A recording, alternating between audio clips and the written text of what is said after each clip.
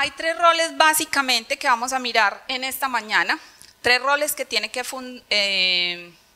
desarrollar el emprendedor cuando está creando una iniciativa, cuando está creando su propia empresa. Esos tres roles son: el primero es el de director, el segundo es el de coach y el tercero es el de líder. Vamos a empezar entonces con el de director. El director tiene tres roles.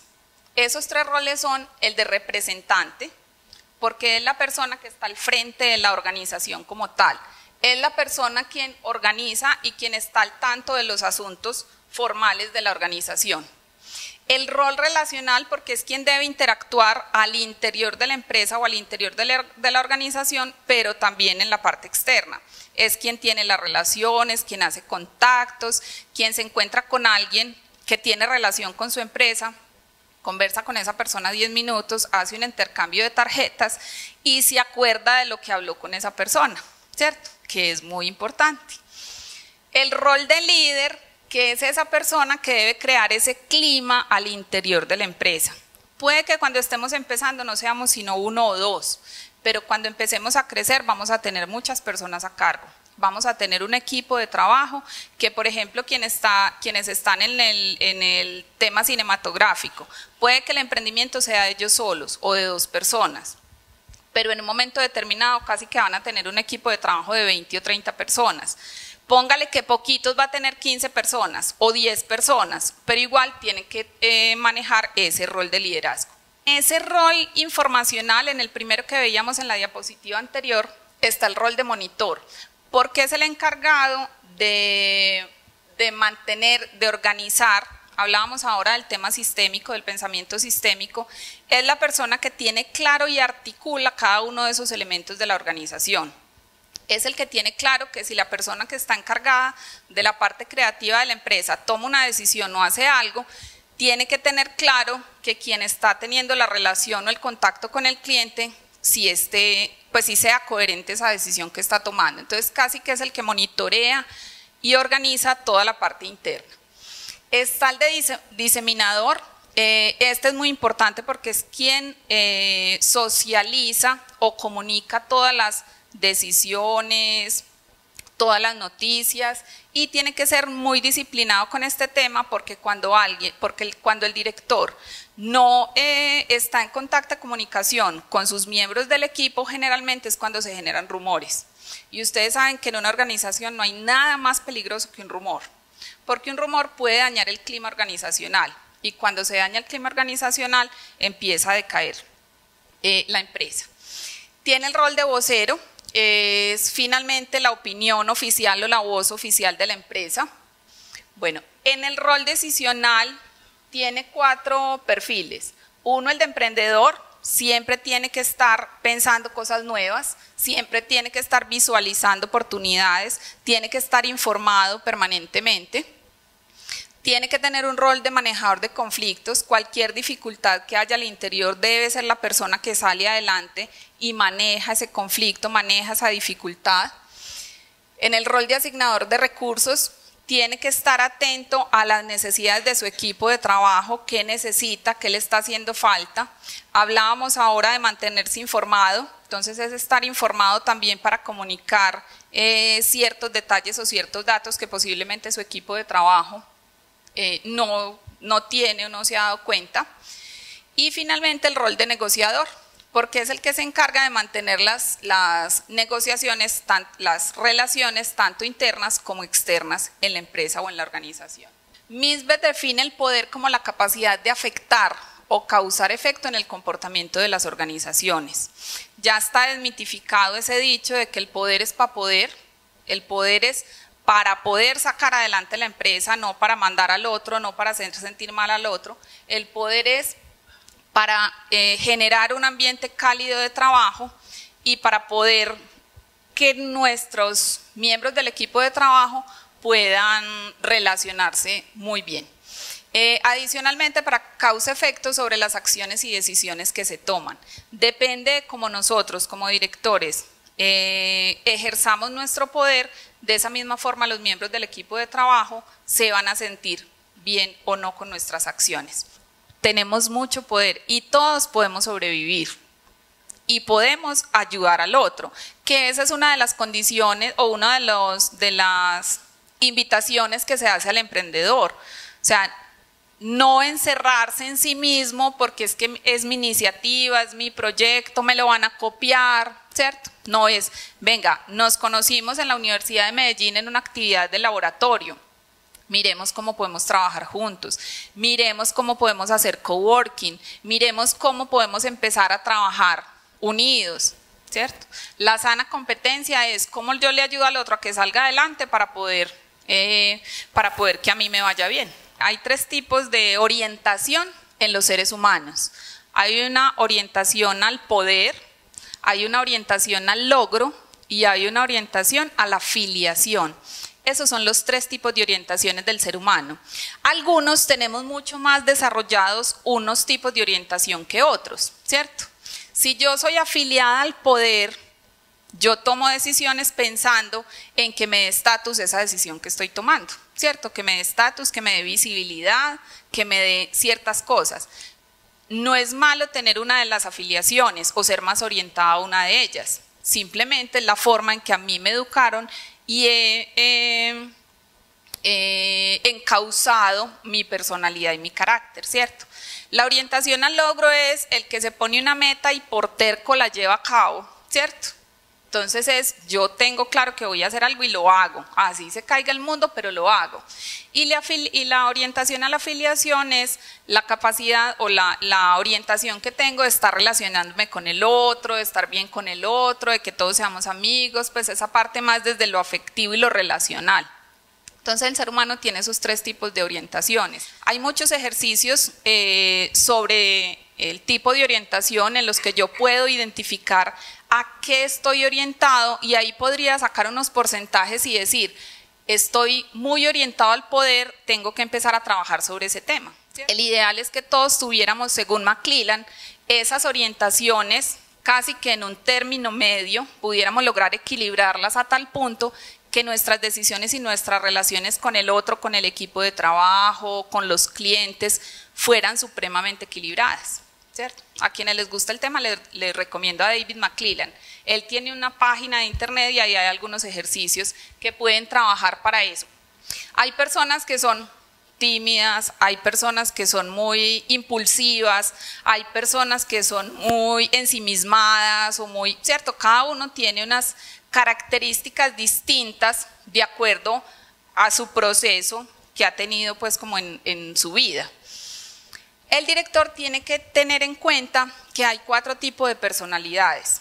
La primera es una persona racional para la cual la autoridad no es importante a no ser de que sea coherente con lo que está diciendo, ¿cierto? O que sea relacionado, que tenga o que esté respaldado por la lógica. Para el artesano, la autoridad no existe si va en contra de sus impulsos. Si a mí me dan una orden y yo no estoy de acuerdo y esa orden afecta casi que el estar con la familia o el estar, ¿cierto? Hacer algo que a mí me apasiona, esa persona difícilmente entenderá esa autoridad.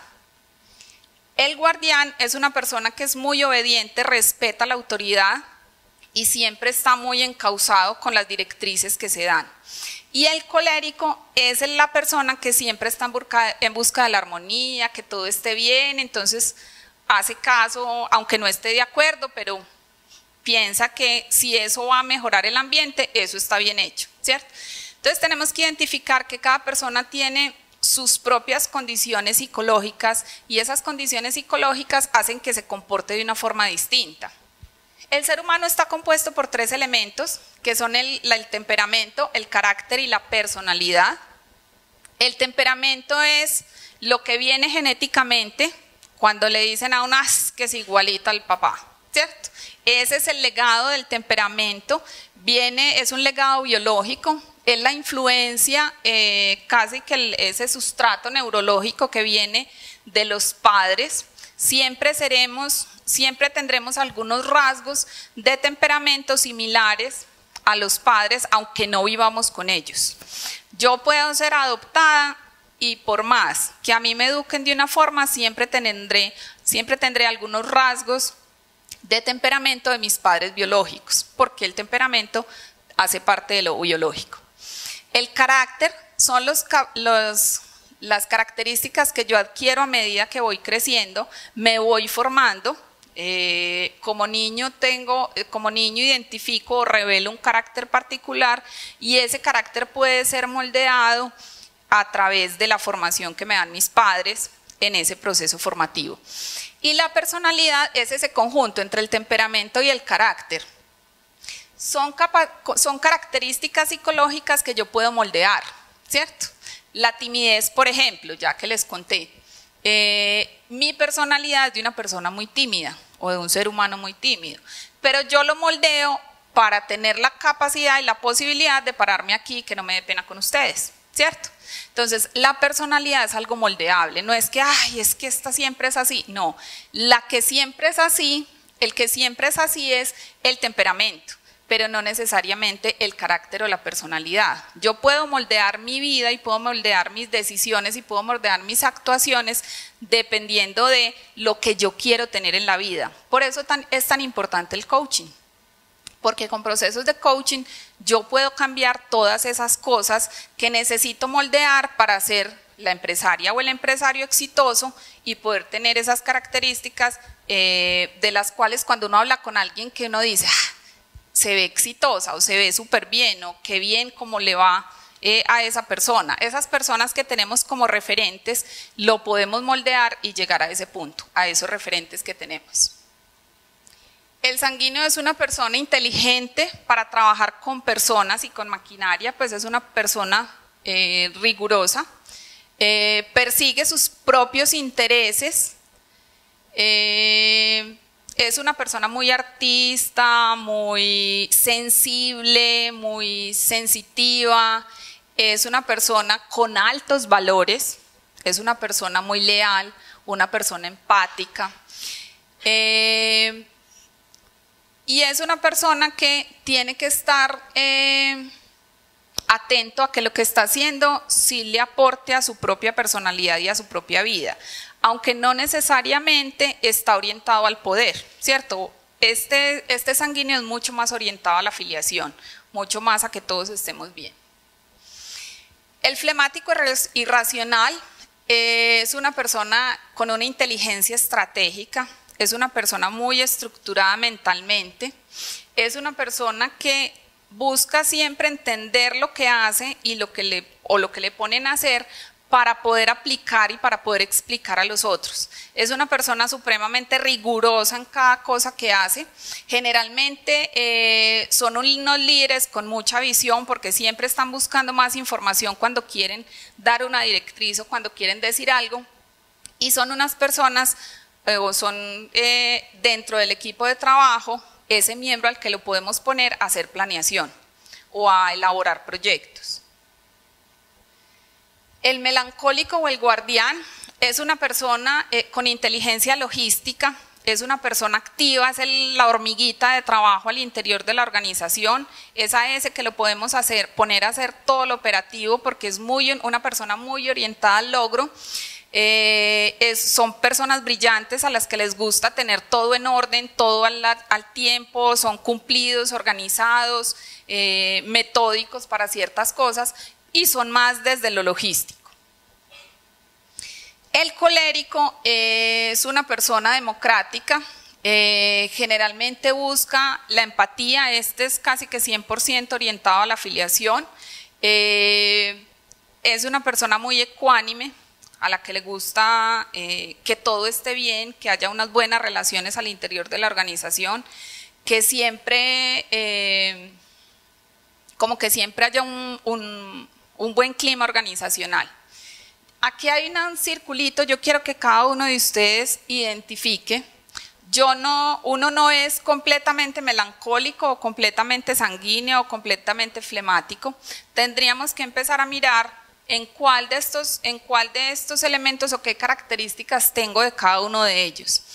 Y así podré entender por qué yo soy más hábil para hacer la parte logística, o por qué muchas veces soy más hábil formulando los proyectos, o por qué soy mucho más hábil coordinando y planeando, ¿cierto? Entonces es cómo yo empiezo a identificar esas características personales para poder desarrollarme y desempeñarme bien.